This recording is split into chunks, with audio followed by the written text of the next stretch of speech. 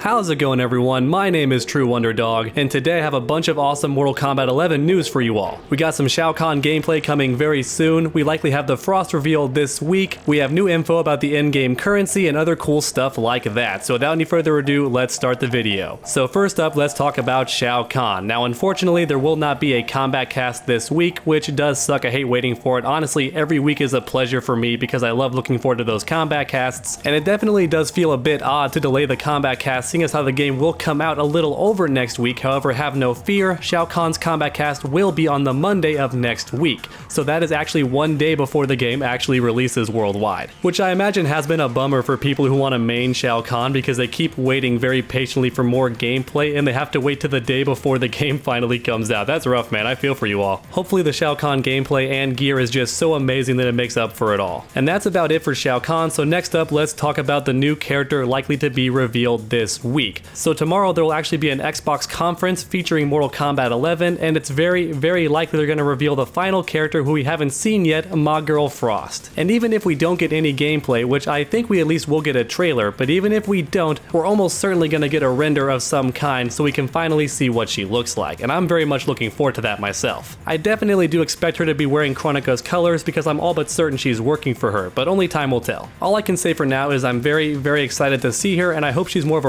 rushdown character like Katana and Devora because I'm getting a bit tired of zoners and I love me some rushdown characters. So once again, fingers crossed, hoping she gets showed tomorrow at the Xbox conference. So next up, let's talk about the in-game currency for Mortal Kombat 11. I know it's a bit of a hot button issue, but have no fear, everything in Mortal Kombat 11 actually can be unlocked manually. However, if you do choose to purchase these time crystals with real world currency, you can unlock this stuff a bit quicker or maybe even manually pick what you want. As mentioned before, there will no longer be loot boxes in Mortal Kombat 11, so I imagine if you want to buy a certain piece of gear or a certain cosmetic item, you can just buy it ahead of time to save yourself some time, which is ironic seeing as how the in-game currency is called time crystals. Now hopefully that name isn't too literal when the game comes out because that joke writes itself, because imagine if it does take a crazy long amount of time to grind for the gear that you want and you actually do save time by buying the time crystals. That joke writes itself. However, I hope it's not the case. I really do like Mortal Kombat 11 and I don't want any negative press like that. However, with that said, there definitely are people who are willing to spend money to get some stuff early, so for those few people, the time crystals are perfect because you can use real world money to buy in-game stuff. However, have no fear,